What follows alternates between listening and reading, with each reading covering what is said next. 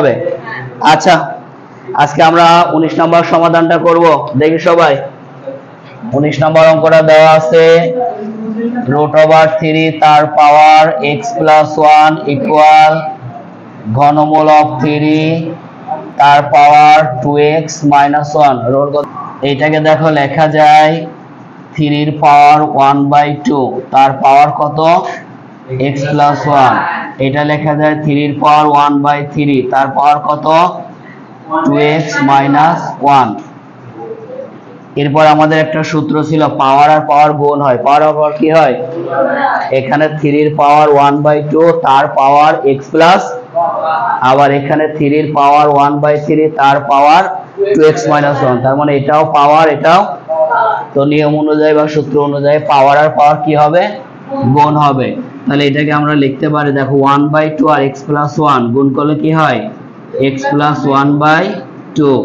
একইভাবে 3 1/3 আর 2x - 1 গুণ করলে হবে 2x - 1/3। গুণটা বুঝলাম? না বুঝলে একটু বোঝাই। 1/2 এর সঙ্গে গুণ হচ্ছে কিনা? x + 1। তো x + 1টা উপরে আছে না নিচে আছে? উপরে। তাহলে উপর আর উপর গুণ, নিচে আর নিচে গুণ। তো এর নিচে কিছু নাই মানে 1 আছে। তাহলে x + 1 এর সঙ্গে 1 গুণ করলে হয় x + 1, আর 2 এর সঙ্গে 1 গুণ করলে হয় 2। এটাকে আমরা একবারে লিখলাম। ক্লিয়ার সবাই? বুঝছি? এবার দেখো আমাদের এখানে বেজ, বাম পক্ষ বেজ আছে 3, ডান পক্ষ বেজ আছে 3, মানে ভিত্তি একই। এখানেও 3, এখানেও 3।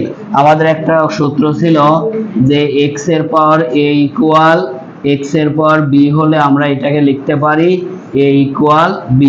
a ইকুয়াল কি হলো? ঘটনাটা ঘটলো কি? x আর x আউট, অর্থাৎ বেজ 1 হলে আমরা দুই পাশ থেকে তুলে দিতে পারি।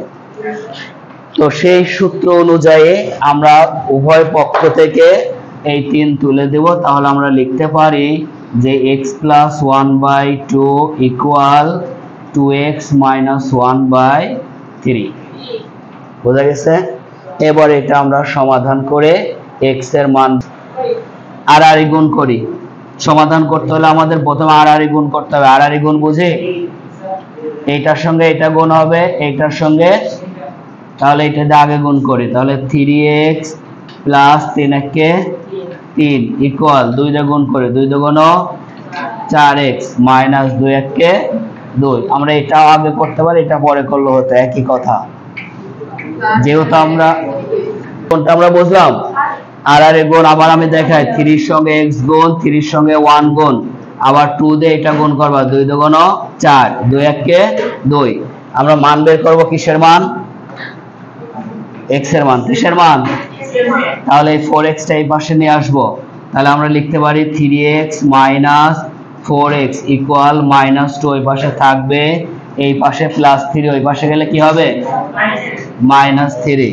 তাহলে এখানে আমাদের যোগ বিয়োগ করলে -x ইকুয়াল -5। উভয় পক্ষ থেকে মাইনাস চলে গেলে x ইকুয়াল কত হয়? 5। এটাই আমাদের সমাধান। নির্ণীয় সমাধান x ইকুয়াল 5, এটাই অ্যান্সার। কারো কোনো বুঝতে সমস্যা হয়েছে? আর একবার বোঝাই, যদি এইটা যদি রুট থাকে তবে রুট তুলতে হলে তার পাওয়ার হবে হাফ। তার পাওয়ার কত হবে? আর এখানে যদি 3 থাকে তার পাওয়ার হবে 1/3, 4 থাকলে 1/4, 5 থাকলে 1/5, যা থাকে তাই। এরপর আমরা কি করলাম?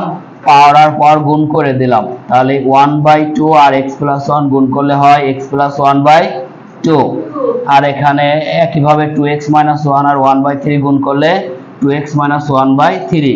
এখানেও বেস 3, এখানেও বেস, তাহলে এর আউট। তাহলে পাওয়ার ইকুয়াল কি? পাওয়ার।